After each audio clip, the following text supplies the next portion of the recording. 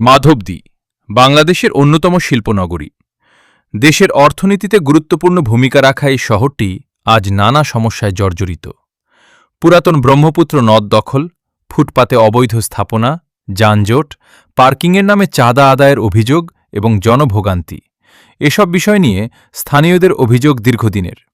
এইসব ইস্যুতে যিনি ধারাবাহিকভাবে প্রকাশ্যে কথা বলে আসছেন, তিনি মাধবদী শহর বিএনপির প্রতিষ্ঠাতা সভাপতি ও নরসিংদী জেলা বিএনপির যুগ্ম সাধারণ সম্পাদক আমানুল্লাহ আমান। স্থানীয় বিভিন্ন সভা সমাবেশ, সংবাদ সম্মেলন এবং সামাজিক যোগাযোগ মাধ্যমে তিনি বারবার দাবি করেছেন, অবৈধ দখল, চাঁদাবাজি ও সন্ত্রাসী কর্মকাণ্ডের কারণে মাধবদীর স্বাভাবিক পরিবেশ ব্যাহত হচ্ছে। তার বক্তব্য, রাজনৈতিক পরিচয় যাই হোক না কেন, জনগণের স্বার্থের বিরুদ্ধে কোনো অপকর্মেরই সুযোগ থাকা উচিত নয়। তবে এসব বিষয়ে সরব হওয়ার কারণেই তিনি একাধিকবার হুমকি ও টার্গেটের শিকার হয়েছেন বলে অভিযোগ করেছেন। তার দাবি, অবৈধ দখল ও চাঁদাবাজির সঙ্গে জড়িত একটি প্রভাবশালী চক্র তার অবস্থানের কারণে ক্ষুব্ধ। এমনকি তাকে প্রাণনাশের হুমকিও দেওয়া হয়েছে বলে অভিযোগ তার। আমাদের এই খাল খননে 120 কোটি টাকার উপরে খাল খননে খরচ হয়েছে, আর এই খালটা এখন বর্তমানে দখলের পথে। এই দখল প্রতিহত করতে গিয়ে আজকে আমার প্রাণনাশের হুমকি দিচ্ছে। আমি বিভিন্ন অপরাধমূলক কর্মকাণ্ডে বাধা দিতে গিয়া আজকে আমার নিজের জীবনের হুমকিতে বসবাস করতেছি, এবং আমি আইন প্রয়োগকারী সংস্থার কাছে আমি এই ব্যাপারে আমি আজকে জিডি করব। আর আমি জনগণের সাহায্য চাই, সরকারের সাহায্য চাই। আমি অন্যায়ের প্রতিবাদ করব। যদি আমার মৃত্যু এই পথে হয়, আমি ইনশাল্লাহ আমি হাসিমুখে এই মৃত্যুকে বরণ করে নিব।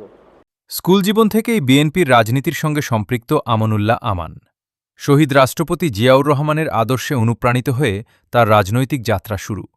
পরে তিনি জেলা যুবদলের যুগ্ম সম্পাদক, মাধবদী শহর বিএনপির প্রতিষ্ঠাতা সভাপতি এবং মাধবদী বাজার বণিক সমিতির যুগ্ম সাধারণ সম্পাদক সহ বিভিন্ন দায়িত্ব পালন করেছেন। দীর্ঘ রাজনৈতিক জীবনে সমর্থকদের কাছে তিনি অন্যায়ের বিরুদ্ধে সোচ্চার একজন নেতা হিসেবে পরিচিত। বিশেষ করে মাধবদীর নদভবদীর নদী দখল, ফুটপাত দখল, অবৈধ চাঁদাবাজি, যানজট ও জনদুর্ভোগের বিষয়গুলো নিয়মিতভাবে সামনে আনছেন তিনি। তার ভাষ্য, মাধবদীকে একটি দখল চাঁদাবাজিমুক্ত, সুশৃঙ্খল ও বাসযোগ্য শহরে পরিণত করাই তার লক্ষ্য। ৭৫ পট পরিবর্তনের পরে জিয়াউর রহমান সাহেবের যখন আর্মি সেনাপ্রধান, তখন আমাদের মাধবদী আসছিল ওনায় এই আমাদের মাঠে স্কুল মাধবদী এসপি ইনস্টিটিউশনের মাঠে। তখন থেকে আমরা জিয়াউর রহমানের আদর্শে আদর্শিত হয়ে এখন আমি মাধবদী পৌরসভার প্রতিষ্ঠাতা সভাপতি এবং নরসিংদী জেলা বিএনপির যুগ্ম সাধারণ সম্পাদক বর্তমানে আমি আছি।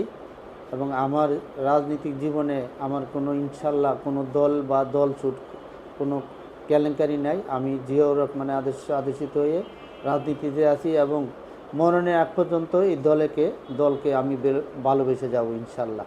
আমাদের সরকারের নির্দেশ, আমাদের তারেক জিয়া যে অন্যায়ের জুলুমের প্রতিবাদ এবং সে দেশ চালাতে চাচ্ছে এই সন্ত্রাসী কার্যক্রম প্রতিহত করে, এবং আমাদের নেতা খায়রুল কবির খোকন ভাইয়ের এই আদর্শে আদর্শিত হয়ে এই অন্যায়, জুলুম, ভূমিদস্যুদের এবং আমাদের এই যে সরকারি সম্পত্তি আছে এই যেভাবে বেদখল হচ্ছে তার প্রতিবাদ করতে গিয়ে আজকে আমি এই বিভিন্নভাবে হয়রানি হচ্ছে এবং আমাকে বিভিন্নভাবে হুমকি দিচ্ছে।